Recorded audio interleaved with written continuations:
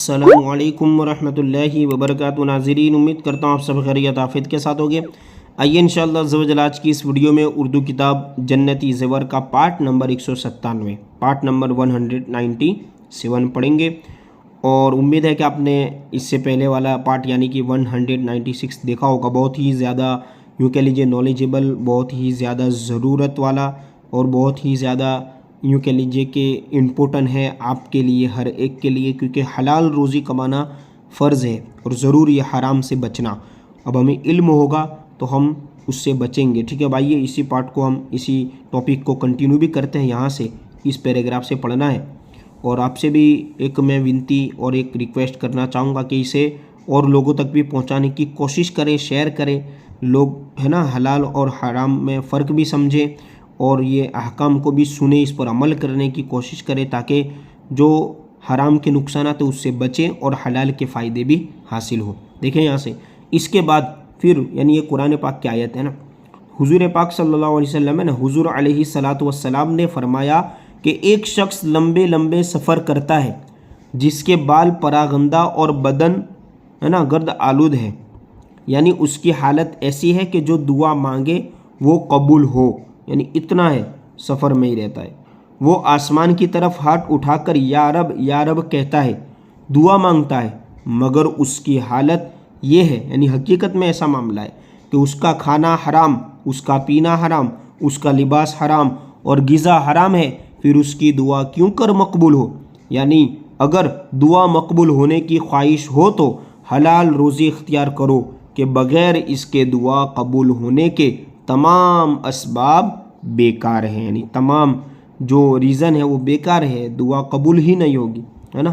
جب تک حرام پیٹ میں ہوگا، حرام کا لقمہ کھایا ہوگا، چاہے حرام کھایا ہوگا، پیا ہوگا، حرام کا لباس پہنا ہوگا، حرام چیز استعمال کی ہوگی، تمام چیزیں، ٹھیک ہے۔ اور یہ بہت زیادہ امپورٹنٹ ہے، اس سے نسلوں پر بھی فرق پڑتا ہے۔ کہتے ہیں نا کہ ہماری نسلوں میں ایمان نہیں یا ایمان مضبوط نہیں ہوتا یا ایمان کی کمی رہتی ہے، تو وہ ہمیں چیک کرنا ہے کہ کیا ہمارے کھانے میں تو مسئلہ نہیں ہے۔ دیکھیں حدیث، حضور علیہ السلام نے فرمایا کہ حلال کمائی کی تلاش بھی فرائض کے بعد ایک فریضہ ہے، یعنی جتنے فرائض ہیں نا فرض کام، اس کے بعد یہ بھی ایک فریضہ، ایک کام ہے، حلال روزی تلاش کرے، کمائے۔ ایسا نہیں کہ بس جو آیا ایزی منی کے چکر میں، پروفٹ کے چکر میں لوگ آج غلط راستے پر چلے جاتے ہیں۔ دیکھیں حضور صلی اللہ علیہ وسلم کا ارشاد ہے کہ لوگوں پر ایک ایسا زمانہ آئے گا کہ آدمی پرواہ نہیں کرے گا کہ اس کا مال ہے نا، کہ اس مال کو کہاں سے حاصل کیا، یعنی اس کے پاس جو مال ہوگا اس کو کہاں سے حاصل کیا، یہ نہیں سوچے گا، حلال سے یا حرام سے بس وہ حاصل کرے گا۔ ایسا ہی معاملہ ابھی چل رہا ہے آج کے دور میں۔ دیکھیں حدیث، حضور اقدس صلی اللہ علیہ وسلم نے فرمایا کہ جو بندہ حرام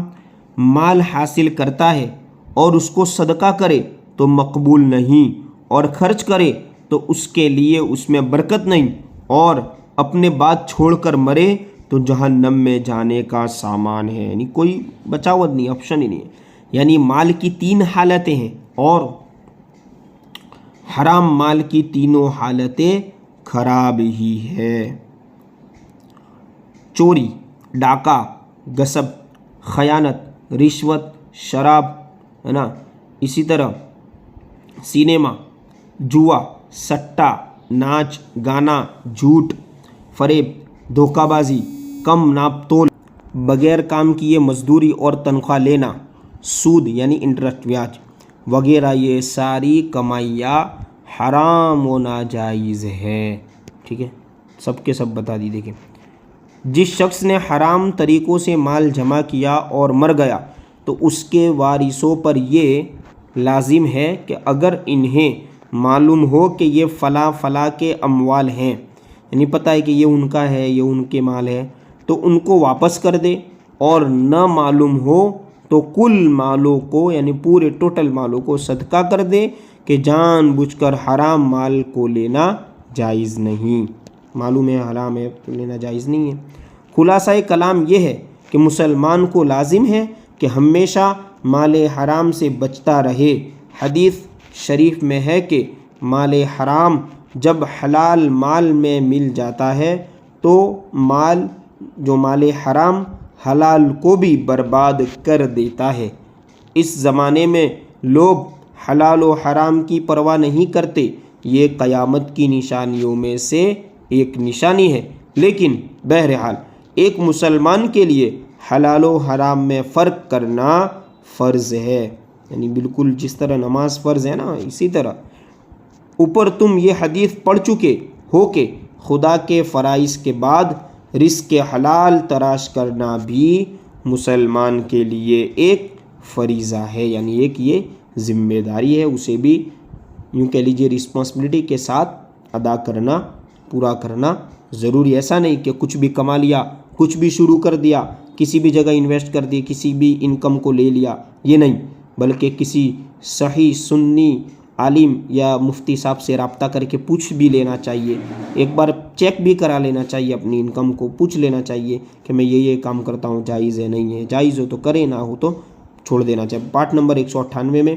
پیری مریدی کے لیے جو باتیں ہیں وہ پڑھیں گے۔